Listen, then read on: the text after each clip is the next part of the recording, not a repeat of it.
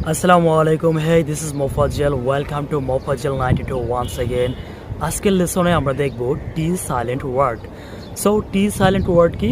যেই ওয়ার্ডগুলির মধ্যে টি আছে অথচ তার উচ্চারণ হবে না, টি এর উচ্চারণ সাইলেন্ট থাকবে, তাকে বলে টি সাইলেন্ট ওয়ার্ড। সো ছোট ছোট কিছু নিয়ম আছে, যে নিয়মগুলি আপনি ফলো করলে খুব সহজে ধরতে পারবেন কখন টি এর উচ্চারণ হবে আর কখন টি এর উচ্চারণ হবে না। So let's get started. প্রথমেই শব্দের শেষে STLE এই চারটা অক্ষর থাকলে আপনি সেখানে টি এর উচ্চারণ করবেন না, অর্থাৎ সেখানে টি এর উচ্চারণ সাইলেন্ট হবে। যেমন apostle, not apostle, apostle. Bustle, castle. Nestle, whistle, wrestle, hassle, gristle ইত্যাদি। সো এগুলির ক্ষেত্রে টি এর উচ্চারণ হবে না, টি এর উচ্চারণ সাইলেন্ট থাকবে। আবার কিছু শব্দ আছে যে শব্দের শেষে STEN যদি থাকে তাহলে সেখানেও টি এর উচ্চারণ হয় না।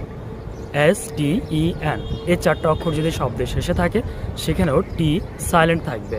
যেমন ফাসেন, হ্যাসেন, গ্লিসেন, মইসেন, ক্রিসেন, লিসেন। আবার শব্দের মধ্যে এফ এবং টি যদি পাশাপাশি বসে সেক্ষেত্রেও টি এর উচ্চারণ সাইলেন্ট থাকে। এফ এবং টি যদি শব্দের মাঝে পাশাপাশি থাকে তাহলে সেখানেও টি এর উচ্চারণ সাইলেন্ট থাকে। যেমন সফেন, not soften, often, not often. আচ্ছা, এখানে একটা কথা আছে, নট অফটেন না, অফটেনও হবে, অর্থাৎ এখানে অফেন এবং অফটেন দুটোর উচ্চারণই ঠিক। অ্যাকচুয়ালি এই অফেনের 6টা উচ্চারণ আছে, 6টা উচ্চারণের যে কোনো একটা করলে সঠিক হয়ে যাবে, সেটা আপনারা ডিকশনারি থেকে দেখলেই বুঝতে পারবেন।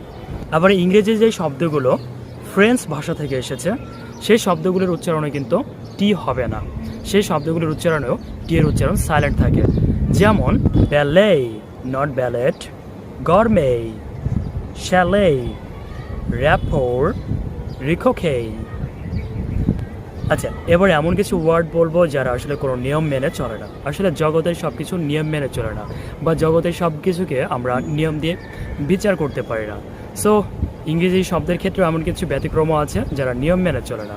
যেমন চেস্টনাট, চেস্টনাটের ক্ষেত্রে এখানে কিন্তু মাঝখানে টি এর উচ্চারণ হবে না, এখানে মাঝখানে টি সাইলেন্ট থাকবে, কিন্তু এই টিটা কেন সাইলেন্ট থাকছে তার কোনো নিয়ম নেই এখানে। সো এটা হচ্ছে এক্সক্লুসিভ। এমনই আরও একটা শব্দ হচ্ছে টাংস্টেন। আমরা কিছুক্ষণ আগে জেনেছি যে শব্দের শেষে STEN থাকলে সেখানে আমরা টি এর উচ্চারণ করব না, কিন্তু এখানে আমরা টি এর উচ্চারণ করছি। টাংস্টেন, এখানে STEN থাকা সত্ত্বেও টি এর উচ্চারণ হচ্ছে। সো এই ব্যতিক্রম যেই ওয়ার্ডগুলি আছে সেগুলি আপনারা মেমোরাইজ করে ফেলবেন, মুখস্থ করে ফেলবেন, সেক্ষেত্রে আপনাদের আর কোনো প্রবলেম হবে না। সো হোপ গাইজ আজকের লেসনটি আপনাদের ভালো লেগেছে, আপনারা এনজয় করেছেন। Thanks for watching. দেখা হবে নতুন কোনো ভিডিওতে।